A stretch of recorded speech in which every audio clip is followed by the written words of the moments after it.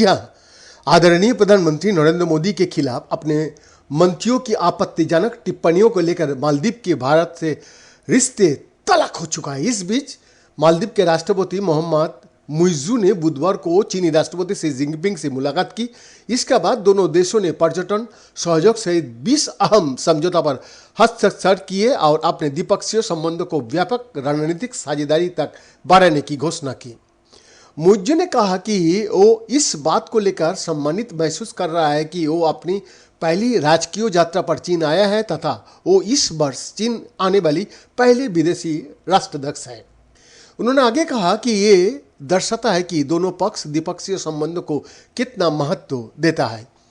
सरकारी agency Xinhua के अनुसार शी ने इस बात पर बल दिया कि चीन राष्ट्रीय परिस्थितियों के अनुकूल विकास राह तलाशने में मालदीव का समर्थन करता है। उन्होंने कहा कि चीन राष्ट्रीय संप्रभुता, स्वतंत्रता, क्षेत्रीय अखंडता और राष्ट्रीय गरिमा की रक्षा करने में मालदीव का दृढ़तापूर्वक समर्थन करता है। दोनों राष्ट्रपतियों ने द्विपक्षीय संबंधों को व्यापक रणनीतिक साझेदारी तक बढ़ाने की भी घोषणा की। मालदीव के राष्ट्रपति के कार्यालय ने सोशल मीडिया मंच एक्स पर एक पोस्ट में कहा, आज दोपहर मालदीव और चीन की सरकारों के बीच 20 अहम समझौता पर हस्ताक्षर किए गए और इस मौके पर दोनों राष्ट्रपति मौजूद थे।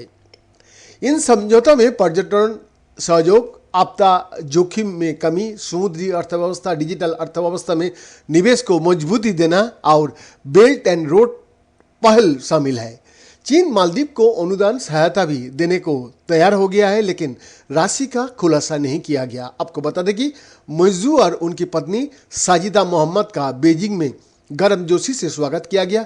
राष्ट्रपति शी और उनकी पत्नी पेंग ल्यूअन ने उनकी सम्मान में राजकीय भोज का भी आयोजन किया।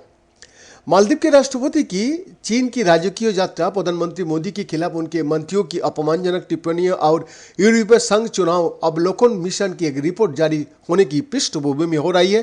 रिपोर्ट में कहा गया है कि प्रोग्रेसिव पार्टी ऑफ मालदीव और पीपल्स नेशनल कांग्रेस यानी कि पीएनसी के सत्तारूढ़ गठबंधन ने 2023 के राष्ट्रपति चुनाव में भारत विरोधी भावनाओं को बढ़ावा दिया और गलत सूचना फैलाने का प्रयास किया, जिसमें मुइज्जू ने जीत हासिल की। मुइज्जू को चीन समर्थक नेता माना जाता है। पिछले दिनों मालदीव के कुछ मंत्रियों ने प्रधानमंत्री मोदी के खिलाफ अपमानजनक टिप्पणी की थी। उसके बाद बड़ी संख्या में भारतीय पर्यटक ने मालदीव यात्रा रद्द कर दी। मालदीव पर्यटन पर निर्भर द्वीपीय राष्ट्र है। शी के साथ बातचीत के अलावा मुइज्जू के चीनी प्रधानमंत्री ली क्विंग और अन्य वरिष्ठ अधिकारियों से मिलने की उम्मीद है। वो 12 जनवरी को मालदीव लौटेंगे। आपको ये भी बता दें कि मुइज्जू की सरकार ने सोशल मीडिया पर मोदी के खिलाफ अपमानजनक पोस्ट के लिए 3 उप मंत्रियों को निलंबित कर दिया है। मालदीव के पर्यटन मंत्रालय द्वारा पहले जारी किए गए आंकड़े के अनुसार भारत 2023 में देश के लिए सबसे बड़ा पर्यटक बाजार बना हुआ है। पिछले साल मालदीव में सबसे अधिक 2,09,198 भारतीय पर्यटक पहुंचे थे। इसके बाद 2,09,146 रूसी पर्यटक और 1,87,118 चीनी पर्यटक वहां पे पहुंचे थे।